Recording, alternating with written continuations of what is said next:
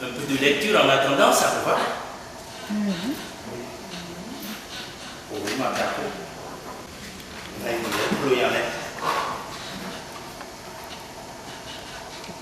Il était tard dans la soirée lorsque K arriva. Une neige épaisse recouvrait le village.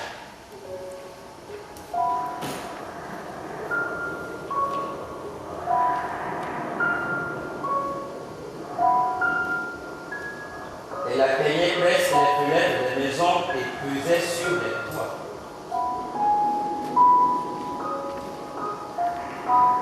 La colline du château est invisible. Elle est plongée dans le brouillard et les ténèbres. Car se tient longtemps sur le pont de bois qui relie la grande route au village et dirige son regard là-haut vers cette apparence de vie.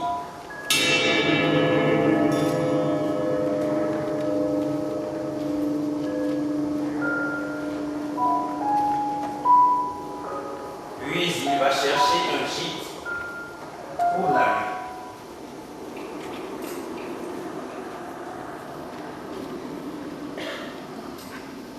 À l'auberge du pont, on veille encore.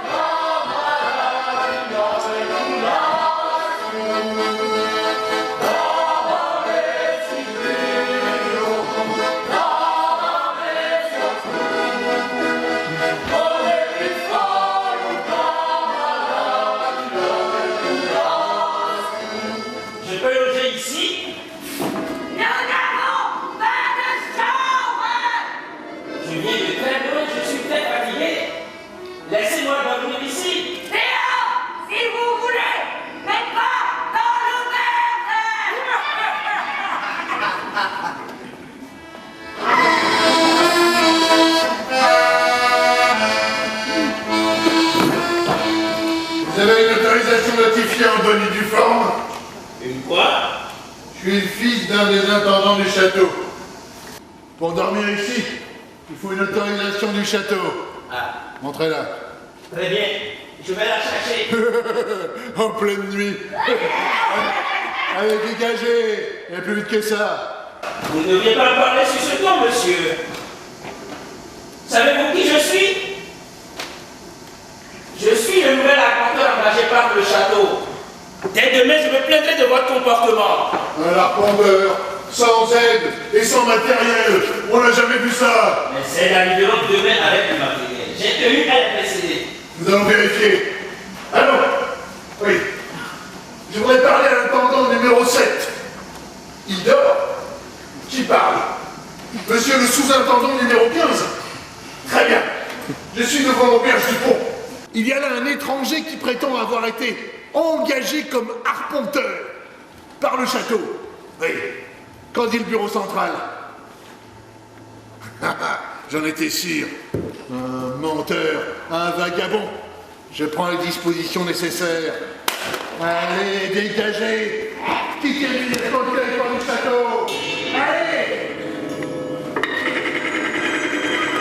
Alors. Quoi? Qu'est-ce que vous dites? Certifié par le bureau central? Mais qu'est-ce que je voulais dire, moi, monsieur Larpont?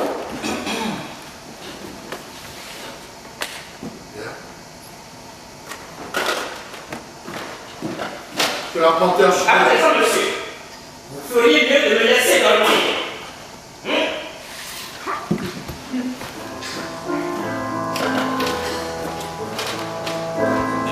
Bonsoir, maman.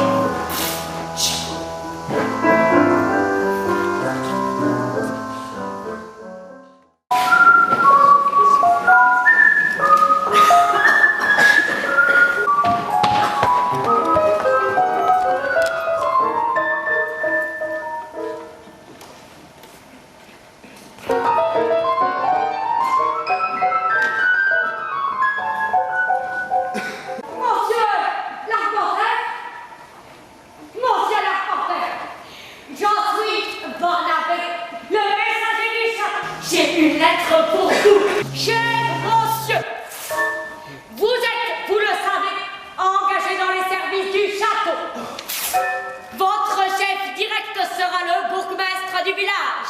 Vous réglerez avec lui votre travail et votre salaire. Mais comme vous êtes sous mon autorité, je ne vous perdrai pas de vue.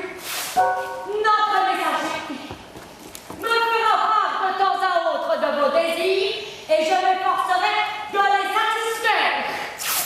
Il me plaît que mes travailleurs soient contents. Le chef du 10e bureau, Clara. Oui, le chef du 10e bureau s'appelle Clara. Moi, je transmets une réponse. Tu diras à Monsieur Clara que je le remercie pour son accueil et que j'aimerais beaucoup le rencontrer. Tu lui diras aussi que je trouve sa lettre particulièrement aimable, puisque je n'ai pas encore fait mes preuves. Mais je m'efforcerai de le satisfaire en tout point. Oui, je vais t'aider. Monsieur l'apôtre, merci monsieur pour son accueil et avec beaucoup de rencontre. Il trouve sa lettre particulièrement aimable, puisque nous avons fait ses preuves, mais il s'efforcera de le satisfaire.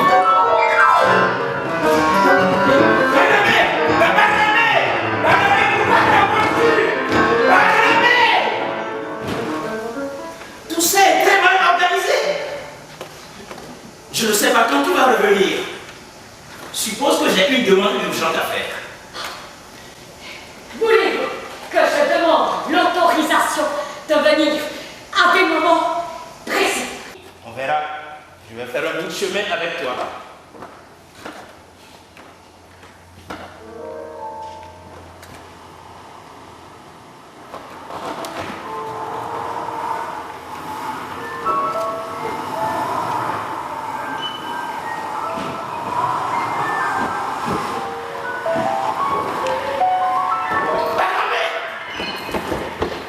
Où amènes-tu? Je croyais que tu allais au château. Je n'y vais que le matin. Pourquoi ne l'as-tu pas dit? Vous ne l'avez pas demandé.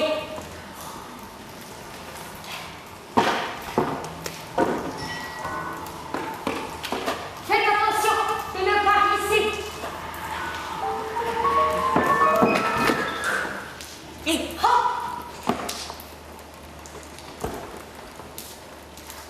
Vous êtes ici, chez moi. Je vous y reçois avec plaisir. Entrez.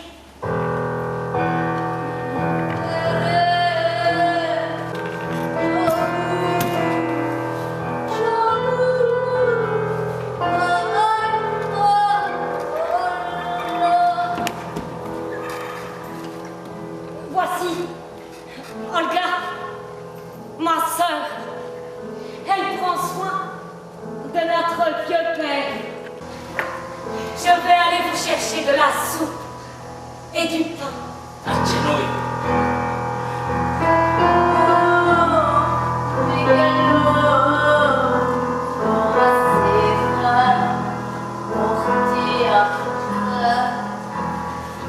Soyez le bienvenu. Prenez place et reposez-vous. Qui vient nous voir? N'aie pas peur, papa. C'est l'arpenteur.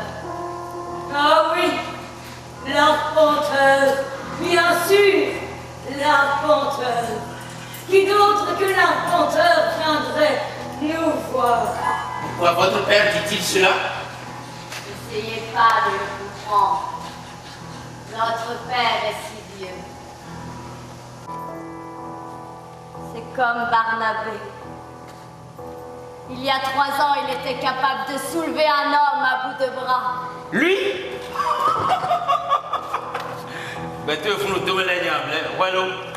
Calou, mais calou, on va se dire.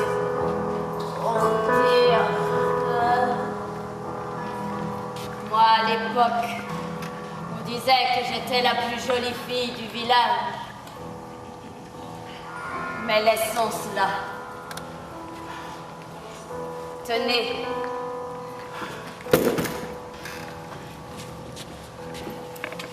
Kuna aussi. Quel ange. Monsieur l'arpenteur, si vous ne savez pas où loger, vous pourrez dormir ici. Volontaire. Que vous est-il arrivé? Vous regardez les blessures de mon visage. Laissez cela. Je vais à l'hôtel des messieurs. Je vous ramènerai de la bière. L'hôtel des messieurs? Que descendent les secrétaires et intendants du château.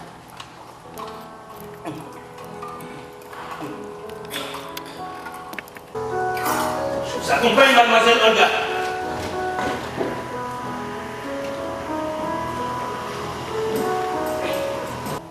Dites-moi ce qui vous est arrivé. Depuis que vous êtes ici, on ne vous a pas encore parlé de Sordini et de la fête du village. Il y a des fêtes dans ce village? Une fois l'an. Et votre visage est au cou? Peu importe. Voilà arrivé à l'hôtel des messieurs.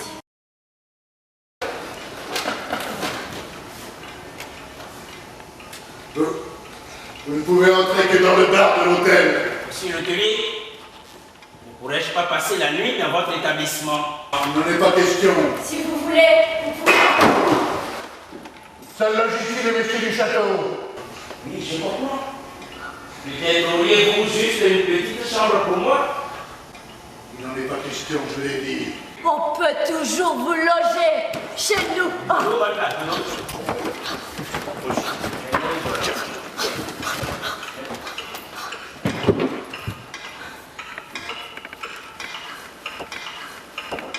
Mademoiselle?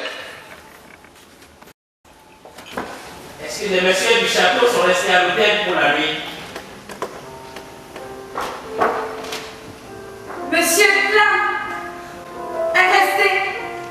Vous connaissez monsieur? Est-ce que Frida connaît Clam? Vous voulez voir Monsieur Klein? Regardez, par ce trou. C'est le salon des messieurs. C'est là qu'ils mangent, qu'ils boivent et qu'ils fument. Comme vous le voyez, ce soir, Monsieur Klein y est seul. Il travaille?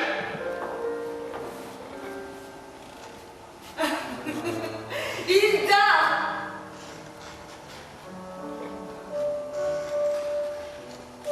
Il a l'air éveillé. Il regarde devant lui comme s'il réfléchissait intensément. C'est sa position de sommeil. S'il ne dormait pas, je ne vous aurais pas laissé regarder. Les messieurs du château dorment énormément. S'ils ne dormaient pas tant, comment supporteraient-ils les gens du village? Vous le connaissez très bien, mademoiselle Frida. Oui, très bien. Je suis sa maîtresse. Sa maîtresse? Avant, j'étais fille d'écurie de l'autre côté du village, à l'auberge du pont. Avec des mains si fines, être passer d'une place à l'autre suppose une très grande volonté. D'ailleurs, vos yeux le disent. Et je suis sûr que vous allez encore progresser. Vous devriez vous faire aider par un homme qui cherche à s'élever lui aussi. À deux, on est plus fort. Mon Dieu. Que voulez-vous de moi, monsieur l'arpenteur? Vous savez qui je suis? Bien sûr que je le sais. Tout le monde au village le sait.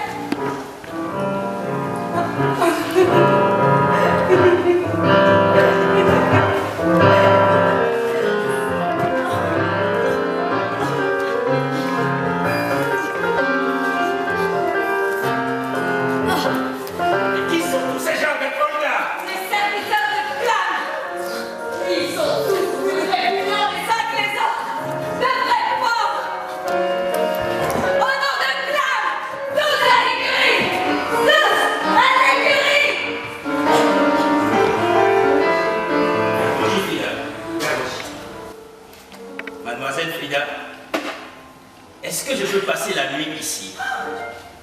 Vous voulez m'arracher à cœur? Vous êtes bien effronté. Au contraire, je suis quelqu'un de très réservé. Et vous n'avez pas l'air d'être le genre de femme que l'on conquiert en un tour de mer. Mademoiselle Frida, où est l'arpenteur? Je suppose qu'il a dû sortir. Mademoiselle Frida, je ne l'ai pas vu sortir. En tout cas, il n'est pas ici.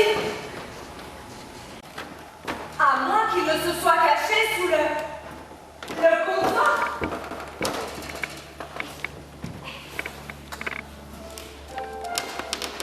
Oh, tu m'as embrassé. Mademoiselle Frida, tout cela est bien fâcheux. Le règlement doit être respecté. Je vais devoir fouiller l'hôtel. N'oubliez pas que le bar est sous votre responsabilité. Venez.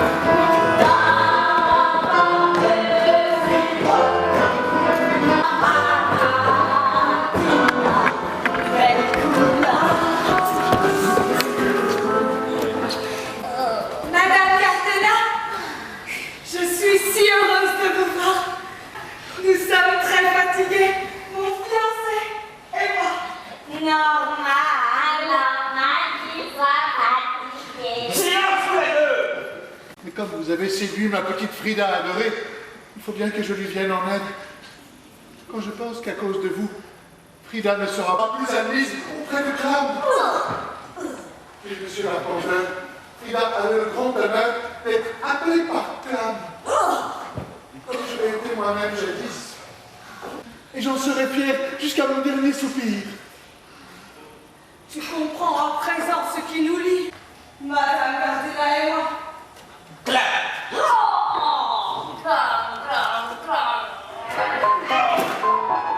Monsieur Arpenteur, je voudrais savoir quelles sont vos intentions à l'égard de Frida.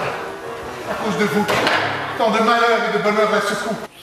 Eh bien, sachez que je compte l'épouser. L'épouser, vous un étranger, vous qui êtes bien ici. Ne pourrait-on pas en reparler plus tard? Il faut absolument que je parle à Clap. Tu veux parler à Clam? Ouvrez la tête, monsieur Arpenteur, qui a l'œil du château. Là, ne s'adresse même pas aux gens du village. Et vous n'êtes pas du village, vous n'êtes personne. Vous imaginez que tout à l'heure, vous parlez. Levez-vous la tête. Calmez-vous, Madame Gardena, je vous le demande. Calmez. Il demande des choses invraisemblables. On va vraiment qu'il n'est pas d'ici. Je pense que la pauvre petite est entre ses mains. Elle est entre ses mains, comme vous êtes entre mes mains à moi. Ah bon? Je suis entre vos mains. Ne voyez-vous pas que si je vous mettais dehors, vous ne trouveriez aucun logement, même pas la niche d'un chien? Aussi, je trouverai un autre logement. Ah oui? Et bien plus confortable que votre pouvoir. Prenez un hôtel. Mais moi aussi, chérie, je voudrais bien le savoir. Je suis pas nommé Olga, tiens. C'est inouï. Vous osez prétendre. Un logement chez ces infâmes crapules. Décidément, vous ne comprenez rien à ce qui se passe ici. Aidez-moi.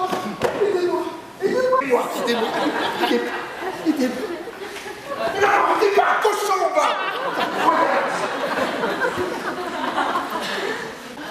Essayez surtout de parler à Clam. De toute façon.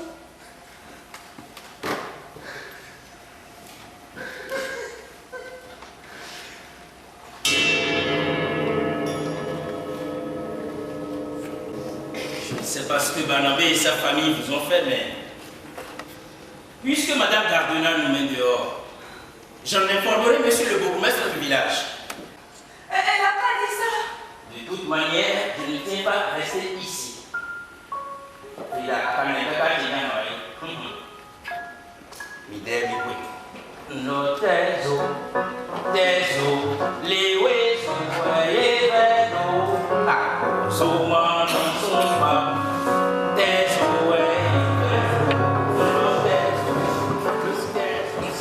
Monsieur le bourgmestre, Voilà donc notre arpenteur. Monsieur le bourgmestre, je viens vous voir à propos de mon recrutement. Je sais, je vous ai attendu si longtemps que j'ai cru que le poste ne vous intéressait plus. Oh, si. Voilà, puisque voilà, je vous dois la vérité, nous n'avons absolument aucun besoin d'arpenteur. Tout le village est parfaitement mesuré, cadastré, cartographié. Il doit y avoir un malentendu. J'ai fait un si long voyage, ce n'est pas pour me faire renvoyer. Mais ça, je n'ai pas à décider. Mais le malentendu, je peux vous l'expliquer. Il y a longtemps de cela, au château, un bureau, le numéro... Exactement.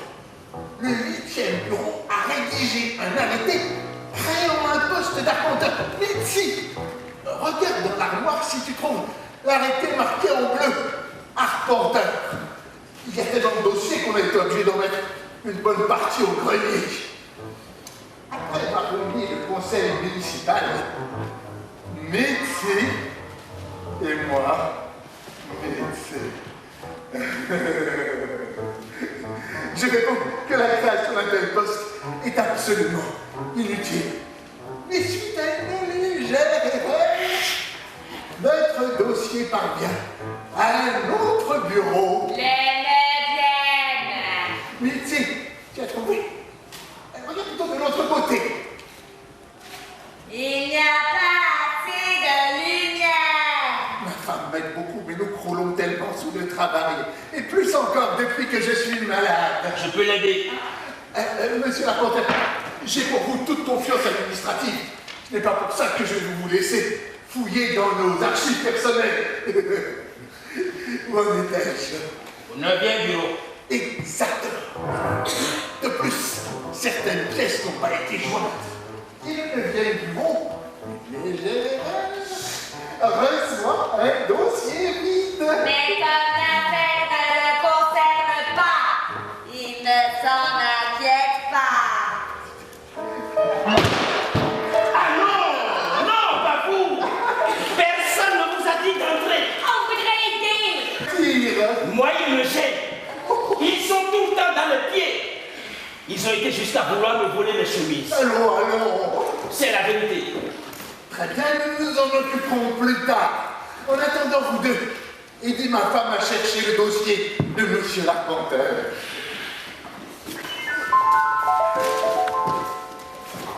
Où en étais-je? Dossier vide.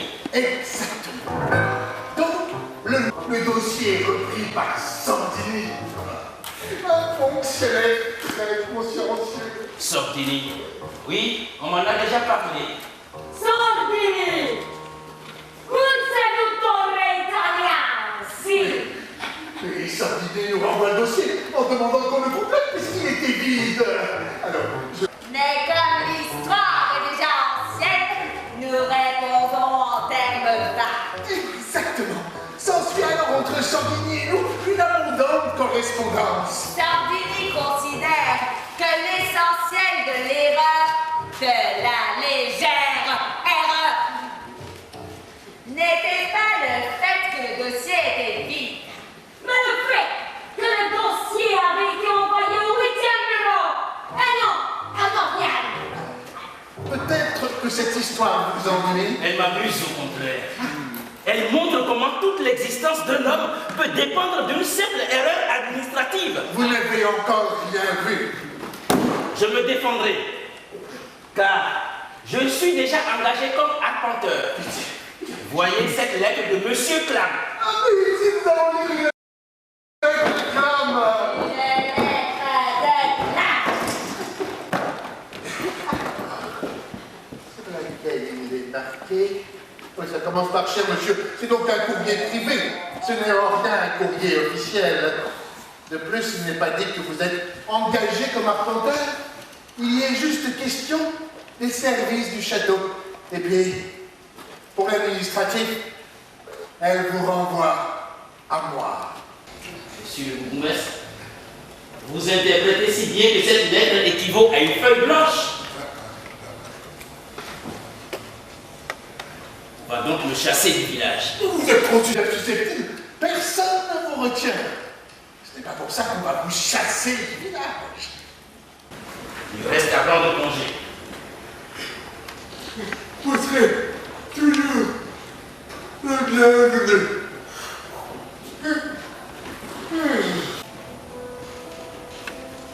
Et à présent, où en était K?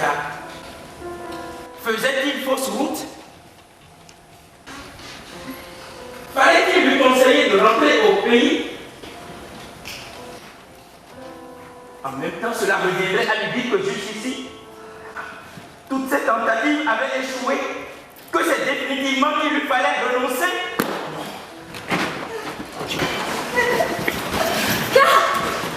D'où sors-tu? Et toi, Frida, d'où sors-tu? Nous n'avons plus de chambre à l'auberge du Mont! Madame Gardena est si fâchée contre toi qu'elle nous a mis dehors! Car cela le tienne. Nous irons chez Barnabé et Olga. Jamais! Jamais je n'irai chez ces gens! T'es allé à Bagné, non? La femme du bourgmestre vient de me proposer d'être concierge de l'école. Je ne peux pas accepter.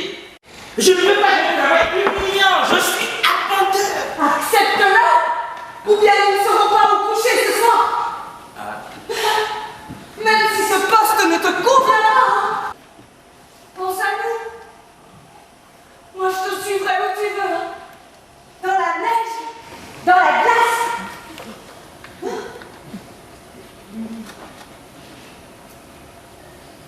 Eyon, va pour l'école. Et on Voilà, vous deux. Vous tombez bien pour une fois. Prenez les affaires de Frida et portez-les à l'école. Il y a des gens qui ont mis le début. Allez, voilà, Petit camarade, à la promenade, sont tombés sur un monsieur. Il a au joyeux, au vert, aux chemises, au pull, au gilet, tout plané de mots, tout fait. Il menace de nous frapper, y a pas de quoi rigoler. Un jour on va se manger. Non, Frida. J'ai affaire. Il faut absolument que j'aille au château. Au château? Ah, c'est rien. Nisande. Allez, quoi, dit. Yo, ouais, de quoi il a mis en place là? De dire de toucher. Là, tu peux pas y aller. Monsieur l'arpenteur! Monsieur l'arpenteur! Je vous apporte une nouvelle lettre. Je garde l'œil sur vous. Le chef du 10e bureau, Clame. Banane, c'est un malentendu. Veux-tu cette fois-ci lui porter personnellement? Dès demain matin, un message très bref et me ramener aussitôt la réponse. Écoute bien. Je prie Monsieur Clark de m'accorder un entretien. Je n'ai encore réalisé jusqu'ici aucun travail d'apprentissage et suis donc désespéré en lisant la dernière lettre de Monsieur Clark.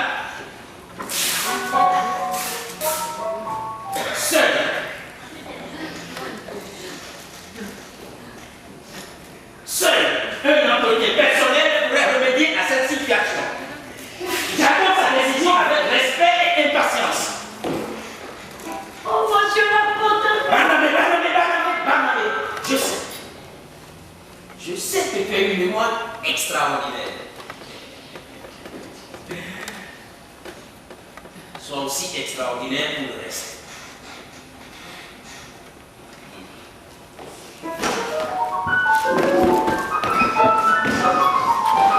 Salutations de ma part. Te revoilà enfin! Où étais-tu pendant tout ce temps? Où sont les aides? Ils arriveront bien assez tôt. Car il n'y a pas de chambre pour nous dans cette école. Nous devons mettre des paillasses dans la salle de nos classes et dormir là. Il fait si froid, hein? Il n'y a plus de bois pour faire du feu. Où est la réserve? Dans la remise. Mais c'est l'instituteur qui a la clé. Car l'instituteur est furieux de notre présence ici. Il a dit, sur tous les tons, que l'école n'avait besoin d'aucun concierge. Il nous accepte uniquement parce que c'est un ordre du bourgmestre. Ah, te voilà, toi. Où est Arthur? Mais qu'est-ce qui t'est arrivé? Ce n'est pas le moment de s'occuper de ça. Trouve-moi de quoi enfoncer cette porte. Voyez. Tu vas aider.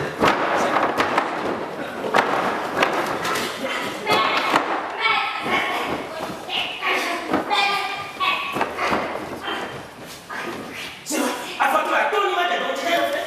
Boulot.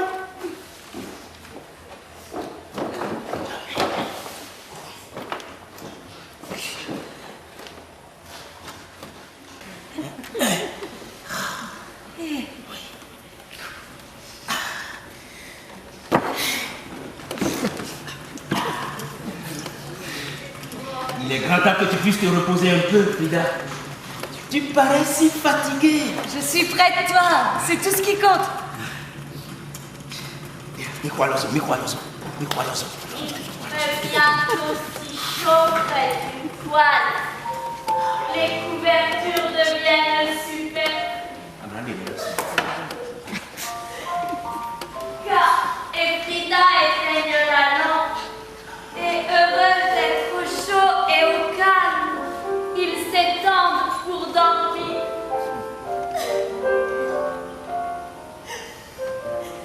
Oh, les aides se couchent aussitôt à leur côté.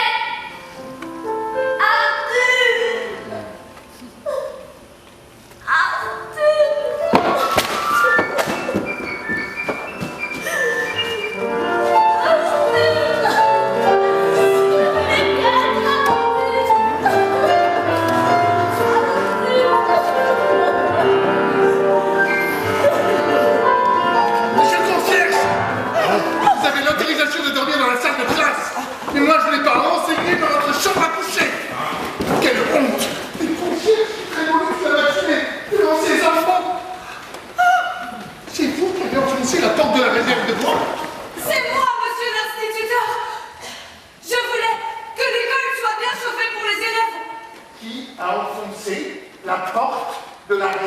moi. Notre maître. Hein? Je vous dis que c'est moi qui ai enfoncé la porte. Je l'ai fait toute seule. Avec une hache. Pendant la nuit. Mon fiancé a voulu la réparer. Les aides l'ont vu. Vous avez accusé faussement le concierge. Vous méritez une correction. Arthur a dit vrai. Quel menteur. Le concierge a accusé les aides à sa place. Puisque Frida a préféré me sacrifier aux aides, mettons les choses au point. Ils sont mis au point. Vous êtes licencié pour faute grave. Quittez l'école sur le champ pour que je puisse enfin commencer la classe. J'ai été engagé par monsieur le bourgmestre du village, pas par vous. Très bien. Vous subirez les conséquences de tout ceci. Vous aussi, les enfants. Vous branchez une oreille. Maître. Maître. Vous n'êtes plus à mon service. Maître. Gardez-vous. Je ne veux plus jamais vous voir.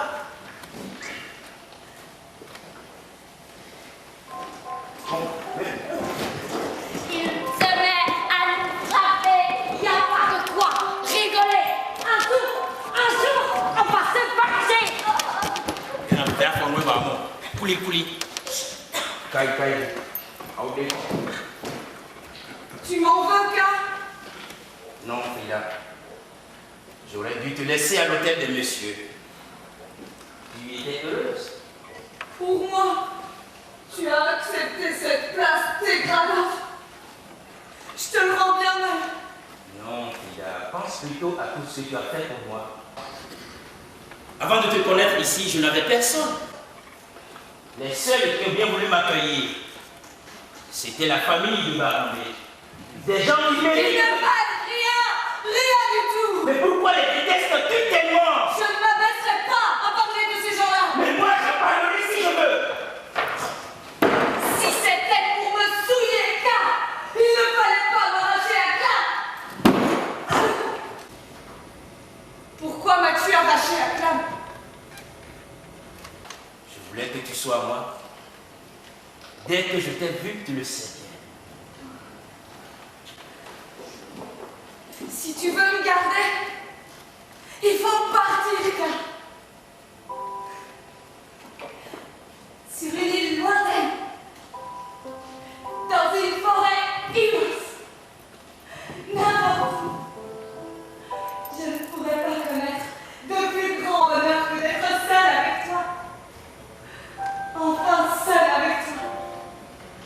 Je veux pouvoir me rassasier de toi. Me rassasier.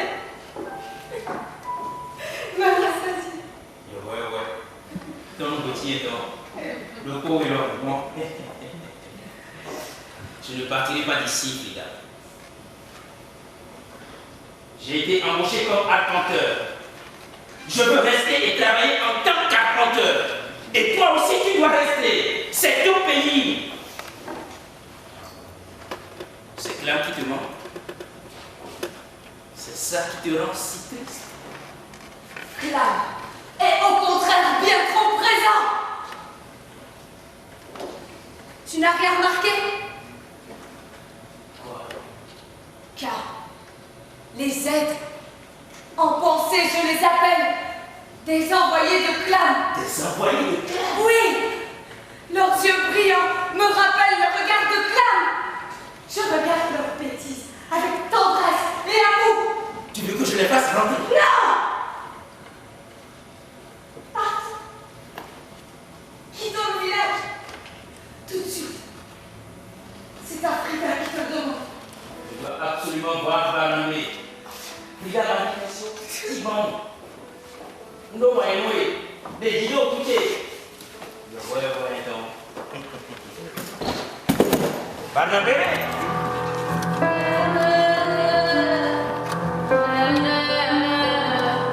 Monsieur.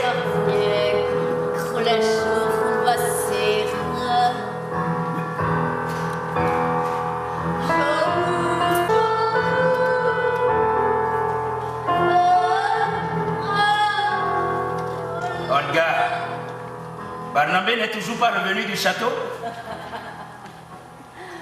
Parfois, mon frère doit attendre longtemps. Ramélie mignon. Il entre dans le bureau de Clam, et des heures durant, Clam reste le nez plongé dans ses papiers. Barnabé ne sait même pas si c'est bien à Clam qu'il a affaire. Ne te moque pas, Olga. Je ne plaisante pas. Comment peut-on être sûr qu'il s'agit vraiment de Clam? Mais moi, je l'ai vu. Frida me l'a montré. Beaucoup de gens ici croient connaître Clam. Mais si l'on écoutait vraiment ce qu'il se dit de lui, on noterait tant de différences. Il y a même des gens qui prétendent que Clam n'existe pas. Mais Barnabé m'a apporté 2 lettres signées par Clam. Le courrier. Bon. Ces lettres-là. Olga, où est-ce que tu es? Mais ces lettres-là, Barnabé ne les a pas reçues de Clam, mais d'un employé subalterne. Ce devaient être de très vieilles lettres qui traînaient depuis des semaines. Barnabé est incapable de faire ce travail. J'imagine que quand il arrive au château, votre frère est mort de peur. Il comprend tout de travers. Et quand il revient ici, il est juste capable de raconter ses élucubrations. Mais un juste cas! Tu ignores tout de ce qui se passe dans ce village. Ta Frida ne t'a rien dit sur nous. Je sais simplement qu'il suffit de mentionner votre nom pour la faire bondir. Évidemment, on ne parle pas de ces choses-là. Toi, tu veux vraiment savoir? Bien sûr. Comme tu voudras. Je t'ai déjà parlé de Sordini. Oui, ici tout le monde me parle de Sordini. Il y a 3 ans, à la fête du village, Sordini est descendu du château.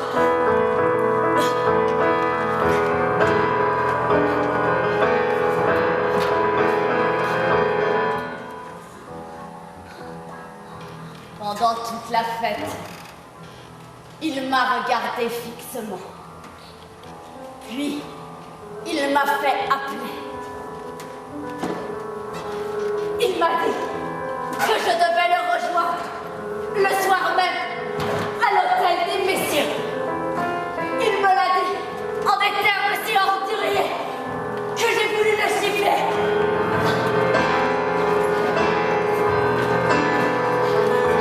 Ses secrétaires étaient à ses côtés. Ils se sont jetés sur moi. Ils m'ont battu jusqu'au sang.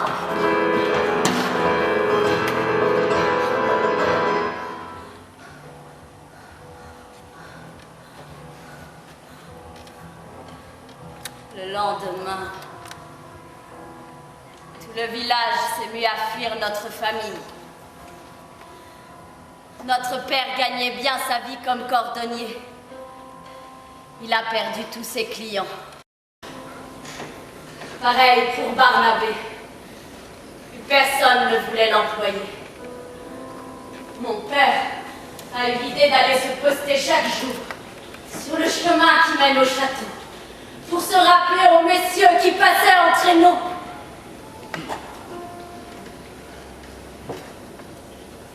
C'était au plus froid de l'hiver.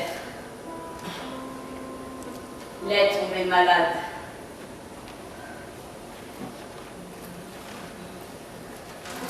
Alors un soir, pour nourrir la famille, je me suis rendue à l'hôtel des messieurs. J'ai passé la nuit dans l'écurie avec les serviteurs de Clam. Depuis, je suis devenue la putain du village.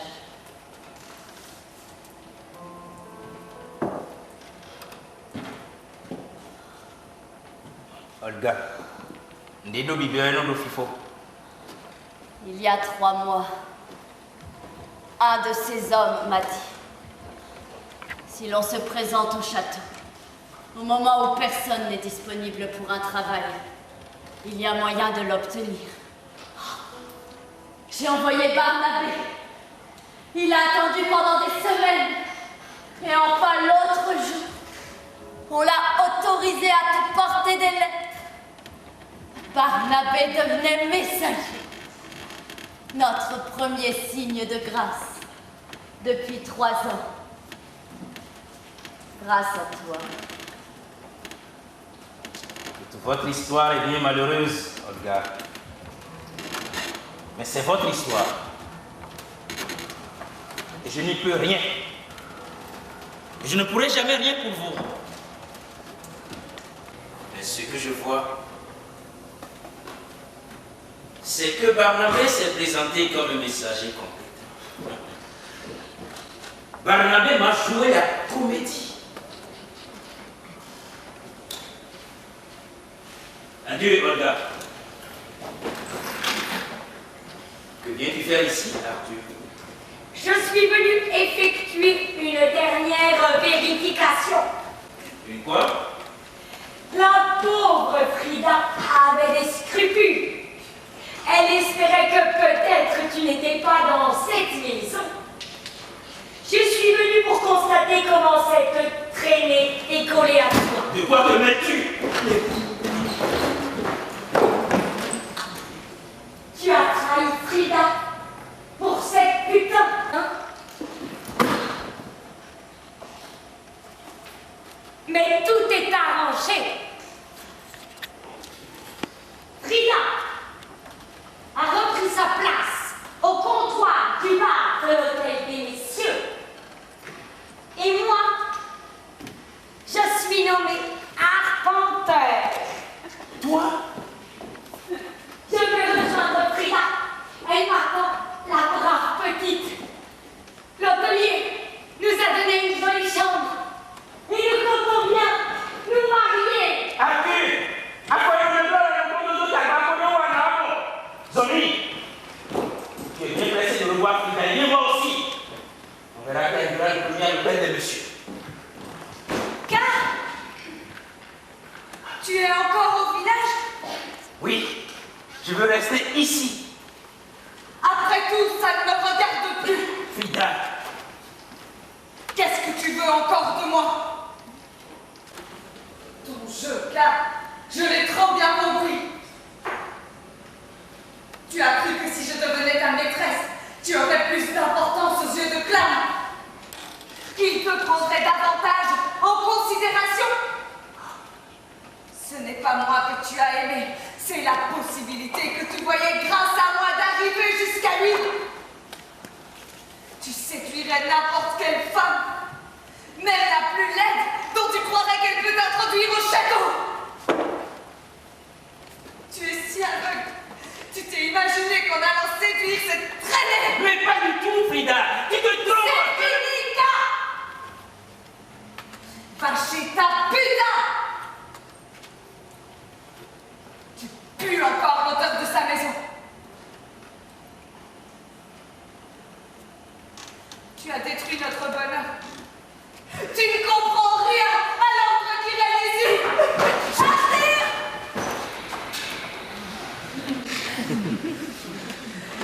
Arthur, lui au moins me comprend. C'est mon ami d'enfance. Il m'a toujours aimé. Oh.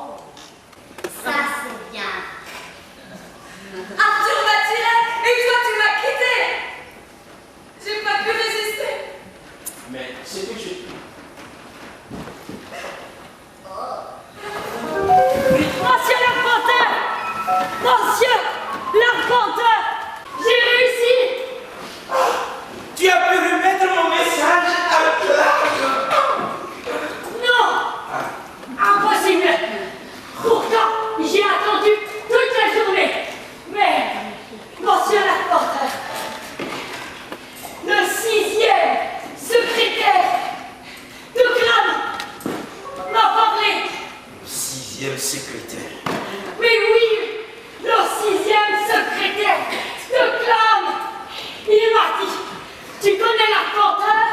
Ça tombe bien. Je pars maintenant pour l'hôtel des messieurs qui viennent me voir. Tout de suite, chambre numéro 15. Je suis convoqué par le 6e secrétaire de Clam. Le 6e secrétaire de Clam. Chambre numéro 15. Barnabé, le désert. Certaines de cette chambre doivent être vides. Je suis convoqué par le 6e secrétaire de Clam. Le 6e secrétaire de Clam. Non, je ne suis que le 15e secrétaire de Clam. Ah, Et vous, qui êtes-vous? je suis l'arpenteur. Excusez-moi, monsieur, je me suis trompé de chambre. Le 6e secrétaire ne vous recevra pas avant 5 heures. Maintenant, vous m'avez réveillé, je suis sûr de ne pas pouvoir me rendormir. Asseyez-vous, lui.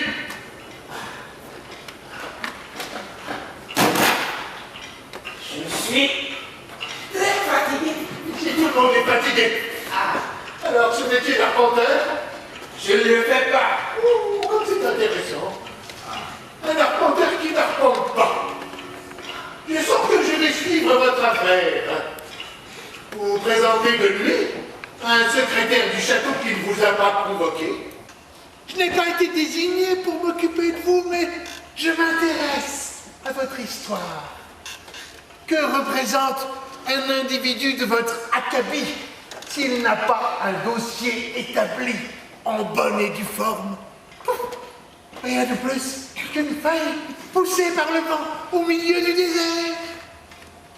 Seul un dossier représente l'arbre auquel est attachée la pauvre feuille que vous êtes. Vous êtes là, je vous regarde, compatissant. Je vous écoute et je sens que je vais vous venir en aide. Voilà. Ne saisissez pas la chance que je vous offre. Tout ça parce que vous êtes fatigué, idiot, crétin. Pourquoi devrais-je supporter cela? Non, non, non, non, non, non, non, non.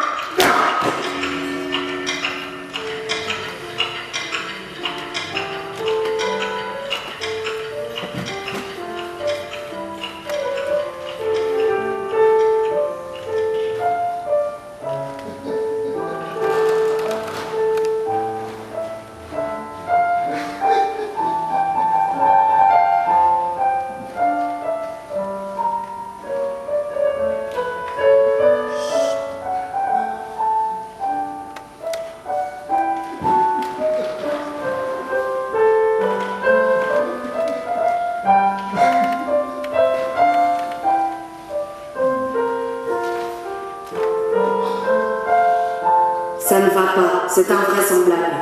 Notre Frida séduite et soulevée par un arpenteur.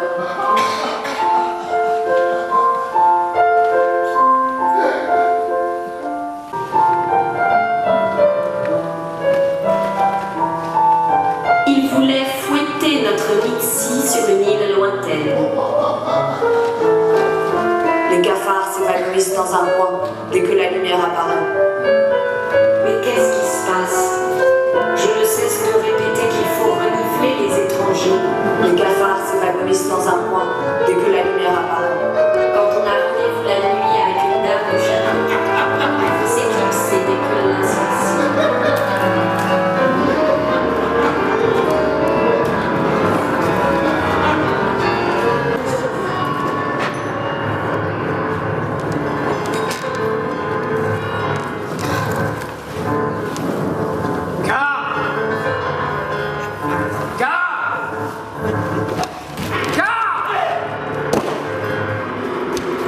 Tu as trouvé du travail? Oui! Concierge à l'école! Mais tu es arpenteur! J'attends d'être nommé! Oh, mais tu vas attendre longtemps. Moi, j'ai un travail pour toi. Tu t'occuperas des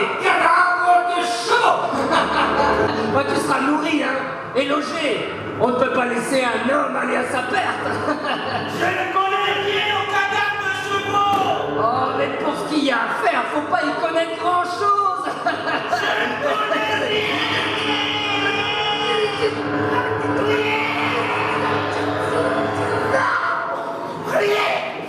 Je ne connais rien. Rien au cadavre de chevaux. Dans quel état je me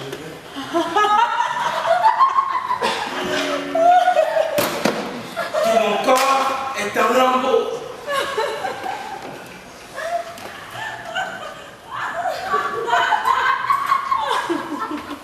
Si j'osais mettre le feu à l'hôtel des messieurs.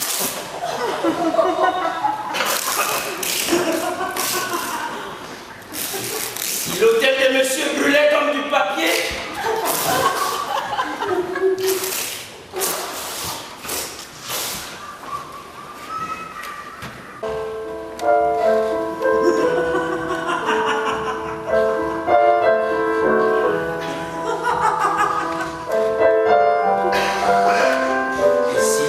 Ce village était des fantômes. Et si être aimé ici était impossible.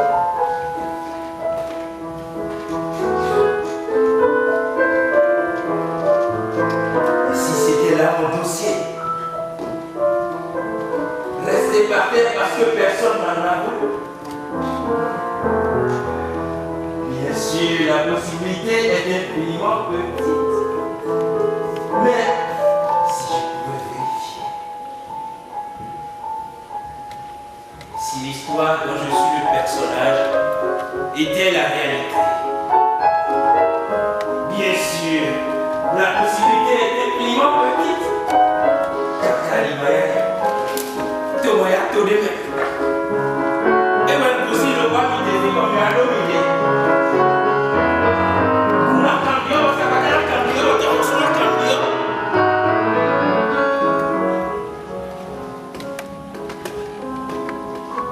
Si ce livre était le monde,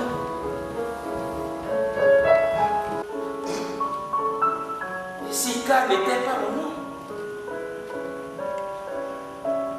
et si je devenais Clam en chair et en os, bien sûr, la possibilité est infiniment petite.